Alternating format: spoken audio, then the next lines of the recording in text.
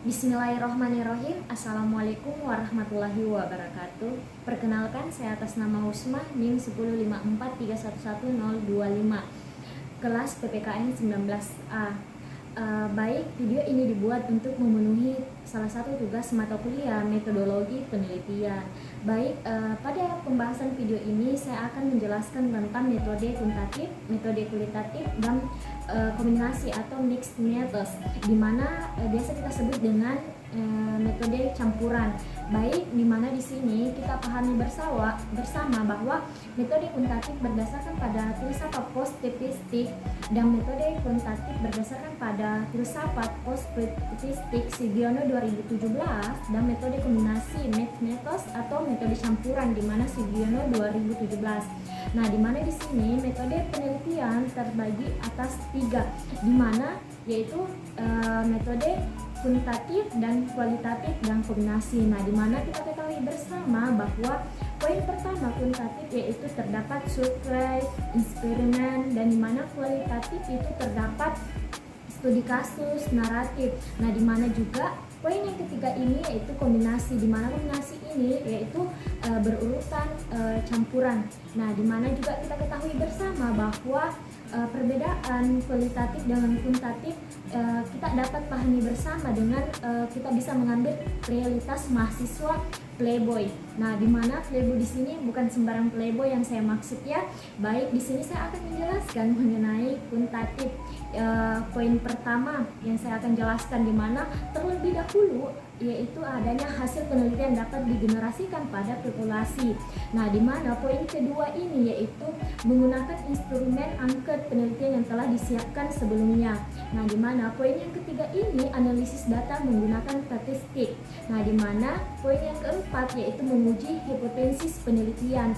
Nah, di mana poin yang kelima yaitu menjawab rumusan masalah peneliti menggunakan konsep dan teori. Nah, di mana poin yang keenam ini yaitu mengenai realitas sosial relatif tetap terukur dan berlaku hukum kualitas atau sebab akibat. Nah, di mana juga poin yang ketujuh yaitu lingkungan yang tidak alamiah atau bisa dimanipulasi oleh peneliti. Nah, di sini kita sudah membahas mengenai kuantitatif. Nah, di mana juga di sini saya akan membahas yaitu kualitatif, di mana kualitatif itu sendiri poin pertama adalah hasil penelitian tidak dapat digenerasikan pada populasi, hanya berlaku untuk komunitas atau daerah tertentu. Nah, di mana juga poin yang kedua yaitu peneliti sebagai instrumen penelitian dan dibantu instrumen lain. Nah, di mana kita ketahui bersama poin ketiga yaitu analisis data menggunakan interpretasi, di mana poin yang keempat tidak menguji hipotesis penelitian. Nah, di mana juga poin kelima yaitu menjawab rumusan masalah penelitian berbasis data lapangan. Nah, di mana poin keenam yaitu kemudian membangun konsep dan teori. Nah, di mana poin ketujuh yaitu realitas sosial dinamis, tidak terukur dan berlaku hukum bersifat interaktif. Nah, di mana poin ke-8 ini yaitu lingkungan alamiah tanpa manipulasi. Itulah penjelasan mengenai perbedaan antara kuantitatif dan kualitatif. Nah, di mana di sini kita akan membahas tentang ciri penelitian kuantitatif. Nah, baik. Ciri penelitian kuantitatif yaitu poin A, yaitu di mana kita ketahui bahwa metode kuantitatif digunakan untuk melakukan penelitian untuk populasi atau sampel yang dapat mempresentatif data yang diteliti yang diambil secara random dari populasi penelitian sehingga hasil penelitian dapat digenerasikan pada populasi. Nah, di mana poin B yaitu metode kuantitatif menggunakan instrumen penelitian yang telah disiapkan sebelumnya oleh peneliti. Nah, di mana poin C yaitu metode kuantitatif dapat dalam melakukan analisis data menggunakan statistik, sehingga data yang dikumpulkan dianalisis secara kuantitatif dengan menggunakan statistik atau inferensial untuk sampai pada jawaban pada kesimpulan dari hipotesis yang ditetapkan, apakah hipotesisnya diterima atau ditolak atau terbukti atau tidak. Nah, di mana poin D yaitu metode kuantitatif dalam menguji hipotesis yang dimana telah ditetapkan sebelumnya memerlukan pengumpulan data lapangan.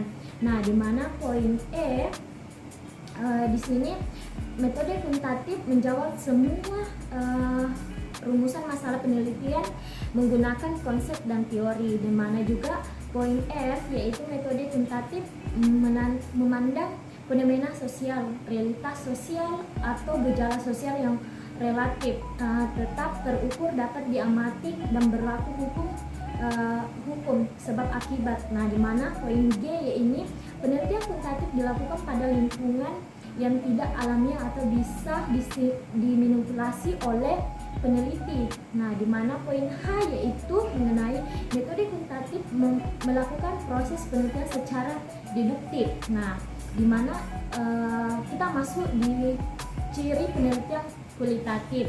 Nah, tadi kita sudah membahas tentang ciri penelitian kualitatif. Nah, di sini sekarang kita membahas ciri penelitian kualitatif, di mana poin A yaitu metode kualitatif menggunakan informan penelitian sebagai sumber data peneliti. Hasil penelitian hanya berlaku untuk komunitas atau daerah tertentu, dengan kata lain tidak bisa digenerasikan. Nah, di mana poin B itu sendiri yaitu metode kualitatif dalam melakukan penelitian menggunakan diri sendiri sebagai instrumen penelitian, dan di mana sehingga setiap peneliti harus memiliki bekal teori dan konsep. Nah, di mana poin C yaitu metode kualitatif dalam melakukan analisis data menggunakan bersifat interpretasi. Nah, di mana poin D ini metode kualitatif dilaksanakan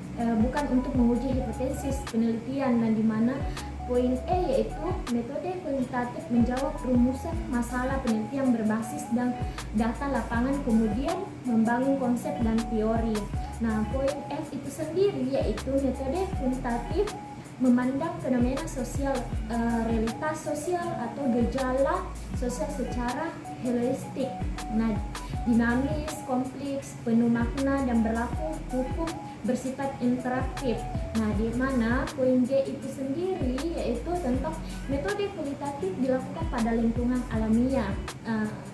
Peneliti tidak mempengaruhi dinamika objek penelitian, dan di mana poin yang terakhir yaitu poin H, di mana metode kuantitatif melakukan proses penelitian secara induktif berdasarkan fakta-fakta lapangan. Baik, itulah penjelasan saya mengenai metode kuantitatif, metode kualitatif, dan kombinasi mixed methods, di mana metode campuran yang biasa kita dengar. Dan mungkin itu saja yang bisa saya sampaikan pada pembahasan materi kita. Mohon maaf apabila ada salah-salah kata. Billahi fisabilillah, fastabikul khairat. Assalamualaikum warahmatullahi wabarakatuh.